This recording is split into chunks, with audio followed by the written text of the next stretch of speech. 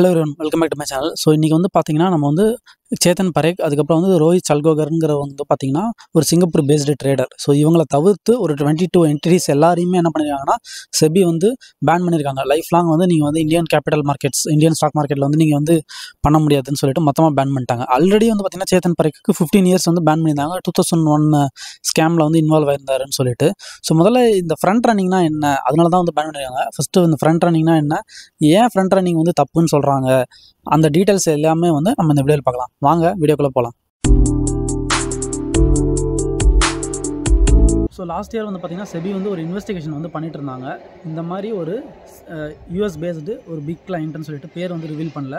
So அந்த big client வந்து order place பண்ணுறதுக்கு முன்னாடியே வந்து Chetan Parekh, Rohit Malkokar from Singapore trader, அதுக்கப்புறம் பார்த்திங்கன்னா 22 என்டிட்டிஸ் இவங்களோட அசோசியேட்டடாக இருக்கிறவங்க எல்லாருமே என்ன பண்ணிட்டாங்கன்னா, அவங்க வந்து ட்ரேட் பண்ண போகிறாங்க, செக்யூரிட்டிஸ், இந்தியன் செக்யூரிட்டிஸில் பண்ண போகிறாங்கிறத தெரிஞ்சுக்கிட்டு இவங்க என்ன பண்ணிட்டாங்கன்னா, முன்னாடியே ஆர்டர் பண்ணிடுறாங்க. ஸோ பை செல், இது வந்து ஒரு டைப் ஆஃப் ஃப்ரண்ட் ரன்னிங். ரெண்டாவது வந்து பார்த்திங்கன்னா செல் பை, இது வந்து ஒரு type of front running. So அப்படின்னா என்னென்னா, இப்போ வந்து ஒரு பெரிய கிளைண்ட் வந்து பண்ணுறாங்கன்னு வச்சுக்கோங்களேன், ஒரு 5000 கோடி 10,000 கோடிக்கு வந்து அவங்க ட்ரேட் பண்ணுறாங்கன்னா, அதுக்கு முன்னாடியே இவங்க வந்து பை செல்லாக இருந்ததுன்னா இவங்க முன்னாடியே வாங்கிடுவாங்க. அதுக்கப்புறம் வந்து அந்த கிளைண்ட் வாங்குவாங்க. அதுக்கப்புறம் இவங்க வந்து ஆல்ரெடி இவங்களுக்கு வந்து அவங்க வாங்க போகிறாங்கன்னு தெரியுதுன்னா, அது வந்து பார்த்திங்கன்னா நான் பப்ளிக் இன்ஃபர்மேஷன், என்பிஐன்னு சொல்லுவாங்க. இது வந்து பண்ணக்கூடாது. இது வந்து செபி வந்து பேன் பண்ணிட்டாங்க இதை வந்து.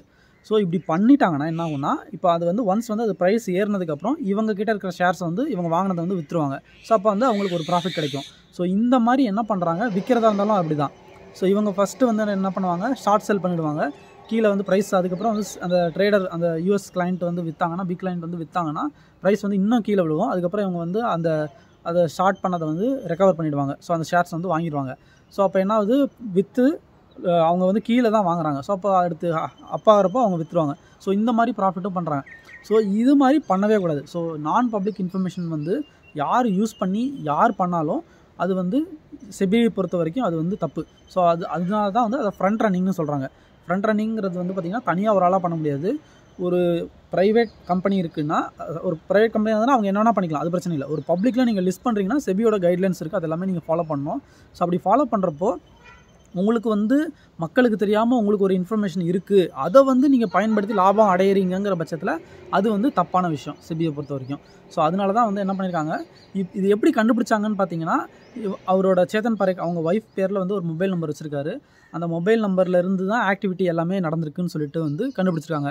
ஸோ இவர் வந்து அவர் மொபைல் நம்பர் வந்து ஃப்ரண்ட் ரன்னிங் பண்ணதுக்கு உண்டான என்கிரிப்ஷன் மெசேஜஸ் எல்லாமே வந்து பார்த்திங்கன்னா டிஸ்கார்ட் யூஸ் பண்ணியிருக்காங்க. இந்த மாதிரி அதுக்கடுத்து வாட்ஸ்அப்பில் வந்து மெசேஜ் பண்ணியிருக்காங்க. ஸோ இந்த மாதிரி இதெல்லாமே வந்து யூஸ் பண்ணியிருக்காங்க. ஸோ இவங்க வந்து அந்த செல் டவர் வந்து எங்கே இருக்குது, அவர் எங்கெல்லாம் போகிறாரோ ஒரு 10 நம்பருக்கு மேலே வந்து பார்த்திங்கன்னா அவர் போகிற இடத்துல எல்லாமே வந்து அந்த நம்பர்ஸ் வந்து அவர்கிட்டே சுற்றி இருக்குது.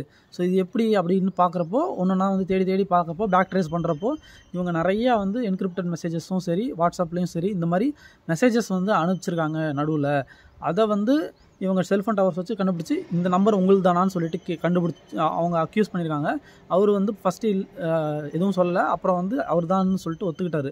ஸோ இது வந்து பார்த்திங்கன்னா, அந்த ரோஹித் சல்கோகர்னு சொல்லிட்டு வந்து பார்த்திங்கன்னா இருக்கிறவர், அவர் தான் வந்து சிங்கப்பூர் பேஸ்டு ட்ரேடர்.